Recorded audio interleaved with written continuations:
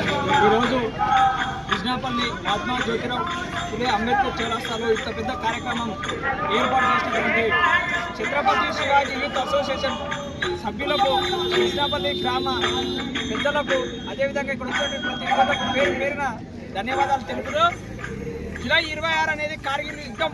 ఆ యుద్ధం ఎందుకు చేసినామంటే, ఏదైతే పాకిస్తాన్ అనేది మన పక్క శత్రువు ఉన్నాడో వాడు జమ్మూ కాశ్మీర్ ఆక్రమించాలని వాడు ఈ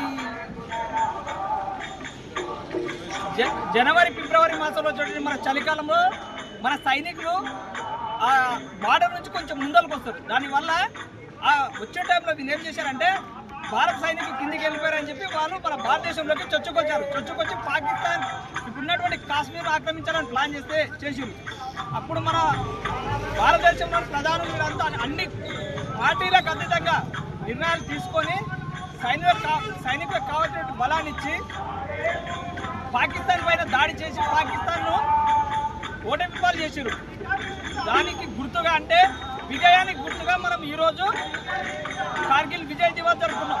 ఇందులో మన సైనికులు 500 చిల్లర చనిపోయారు, కానీ మనకంటే పెద్ద మొత్తంలో పాకిస్తాన్ లాస్ అయింది. ఎప్పుడైనా పాకిస్తాన్ మన మోకాల నీళ్ళు తాగి బతకవలసిందే.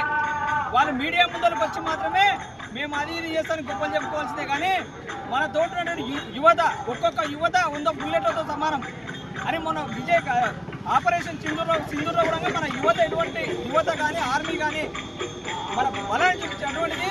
దానికి దివస్గానే ఈరోజు కార్గిల్ విజయ్ దివస్ జరుపుకుంటాం. ఈ విజయ్ దివస్ ఆలోచన ఛత్రపతి శివాజీ యూత్ అసోసియేషన్ రావడం, వాళ్ళు ఈ ప్రోగ్రాం ఏర్పాటు చేయడం చాలా గొప్ప విషయం. ఈ ఛత్రపతి శివాజీ యూత్ అసోసియేషన్ అనేది గ్రామంలోని ప్రతి యువకులు కలుపుకొని పోతుంది. కాబట్టి ఇంకా ఎవరైనా యువకులు ఉన్నప్పుడు ముందరకు వచ్చి యూత్ అసోసియేషన్ చేరి ప్రతి కార్యక్రమాన్ని ఇదే విధంగా విజయవంతం చేయాలని, దీనికి మాకు గ్రామ పెద్దల సహాయ సహకారాలు ఎప్పుడు ఇదే విధంగా ఉండాలని కోరుకుంటూ, ఈ అవకాశం ఇచ్చినటువంటి గ్రామ పెద్దలకు ప్రత్యేకంగా ఛత్రపతి శివాజీ యూత్ అసోసియేషన్కి ధన్యవాదాలు తెలుపుతున్నాను. భారత్ మాతా కీ జై.